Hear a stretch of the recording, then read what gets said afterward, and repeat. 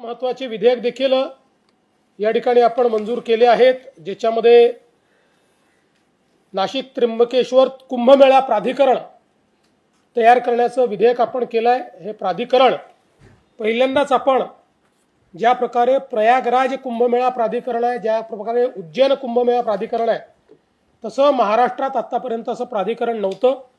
पहिल्यांदाच हे प्राधिकरण तयार करण्याचा निर्णय आपण घेतलेला आहे।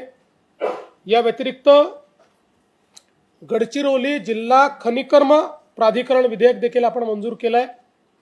या विधेयकामुळे गडचिरोलीमध्ये लोह खनिजाच्या ज्या खाणी आहेत त्या सरकारच्या या आपल्या कॉर्पोरेशनकडे आपल्याला घेता येतील आणि जे काही उत्खनन करून उचित भावामध्ये आपल्याला त्या ठिकाणी एक स्टीलची इकोसिस्टम तयार करता येईल, या दृष्टीने हे एक अत्यंत महत्त्वाचं अशा प्रकारचं विधेयक आहे। बाकी मग विनियोजन विधेयक आपल्याला माहिती आहे, त्यामध्येही आपण जे काही चेंज करायचं केलं। एक अजून महत्त्वाचं विधेयक महाराष्ट्र संघटित गुन्हेगारी नियंत्रण सुधारणा विधेयक म्हणजे मकोकामध्ये आता नार्कोटिक्सचाही समावेश करण्याचा निर्णय आपण घेतलेला आहे। त्याचंही विधेयक आज आपण या ठिकाणी मंजूर केलं आहे।